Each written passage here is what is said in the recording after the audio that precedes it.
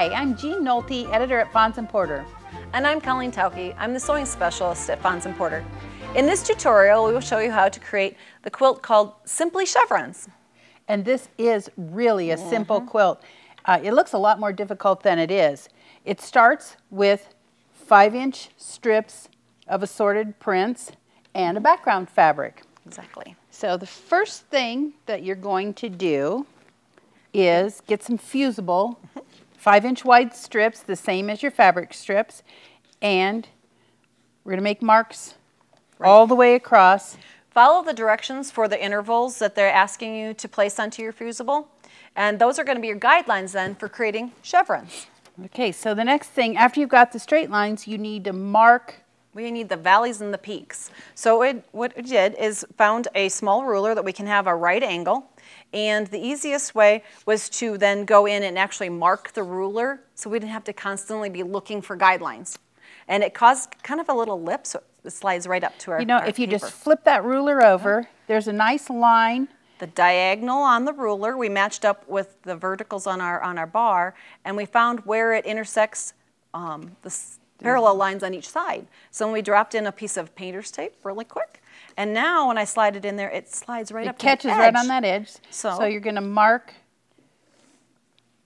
the bottoms of one side, and then we're going to move it slide over it to the next and one. it slides right up to that paper so nicely. It's not like you're searching for how, and you would just continue along all the way across. Then the strip is folded in half, so just so it fits here. Now we've got some. You do the top. But now think about this would not create a chevron. So what we need is that first angle on one side. So with my line here, I lined it up with the ruler. I'm going to come in and just draw one side, and then progress. Then you're ready to start doing your triangles again. And you're going to have chevrons when you're done. All right. So then you would take that piece of fusible web and actually fuse it. Follow the directions for your fusing agent so that you don't overheat. Right. So each strip has a fusible, and then you're actually going to just cut on those zigzag lines to end up with a piece that'll look like Now we're suggesting this. that you use a scissors, because when you get to your intersection, you don't want to overcut and nick into your chevron with the rotary cutter. And a lot of times you think a small scissor would be the way to go, but these big scissors actually work very nicely because they're sharp right up to the point. Yep. And you can cut the whole thing, and so it's very smooth. Right. So you might want to try that. So once you've made all of your chevron pieces, you're going to take the paper off the back, and you're ready to fuse them to your background fabric. And we have some of them already fused here. Now in the directions it will show you, it tell you where to measure and what the increment needs to be between each of the chevrons.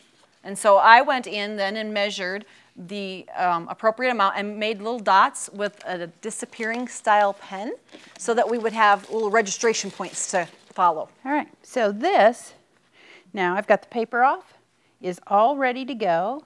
And you can see the little dots right here. I'm going to line them up so it just kisses going to make those little points touch those dots. And then you're going to fuse that to the background. Have never been as easy. No, this is super easy. You want to follow the manufacturer's instructions for your iron temperature and the amount of time you need to fuse them. And so then once you get them all fused on, you can see on this one that we've stitched it down with a zigzag stitch. You could use whatever you want. And we used matching thread, and if I were doing it, I would use orange thread on this and green thread on this, just so it doesn't show. Some people want contrast, some like it to match. It just depends on how comfortable you are. You can use a zigzag, you can use a blanket stitch, whatever stitch your machine, or you prefer on your machine. So then, once you got that part done. Once you're done, all you have left to do is add the little skinny blue border and the white border, and you're done. Exactly. So if you need the pattern for this, it's on our website, and there are also more videos there. Thanks for joining us.